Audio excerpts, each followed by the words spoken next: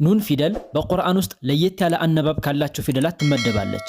በእርግጥ ፈትሐ፣ ከስራና ዶማ በምትሆንበት ጊዜ ከማንኛውም ፊደል የተለየ አነባብ አይኖራትም። ለምሳሌ ወየምነዑነ አልማዑን፣ ከዘበት ቀውሙ ኑሕን፣ የድኹሉነ ፊ ዲኒላሂ። እነዚህ አንቀጾች ላይ እንዳስተዋልነው ኑን ፊደል ላይ ፈትሐ ወይም ከስራ ወይም ዶማ በሚኖርበት ጊዜ እንደማንኛውም ፊደል በተለመደው አነባብ ትነበባለች። ሆኖም ኑን ፊደል ከላይዋ ላይ የሱኩን ምልክት ከተቀመጠ አሊያም ምንም አይነት ምልክት ከሌላት ግን የዛኔ የተለየ አነባብ ይኖራታል። በነገራችን ላይ ከዚች ከኑን ፊደል ውጭ ሌላ ልክ እንደ ኑን ድምጽ የሚነበብ አለ።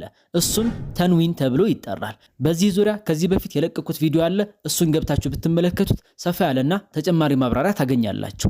ታዲያ ስለ ኑን ሱኩን ስናወራ ስለ ተንዊንም እያወራን እንደሆነ ከግምት ማስገባት ይኖርብናል። ታዲያ ኑን ሱኩን ቁርአን ላይ 5 አይነት የአነባብ ህግ አላት።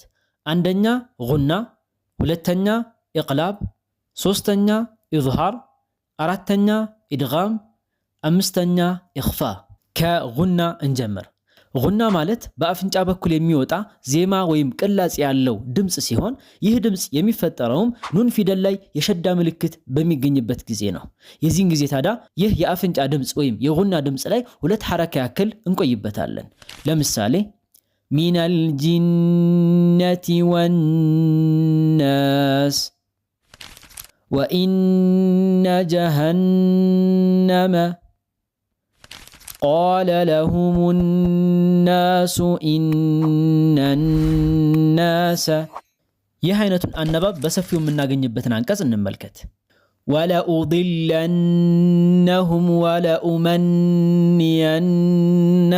ወለአሙረነሁም ፈለዩበቲኩነ አዛነል አንዓም ወለአሙረነሁም ፈለዩገይሩነ ኸልቀላህ። ስለዚህ ኑን ሸዳ በምትሆንበት ጊዜ የአፍንጫ ድምጽ ላይ ወይም የጉና ድምጽ ላይ 2 ሐረካ ያክል ቆየት እንላለን ማለት ነው።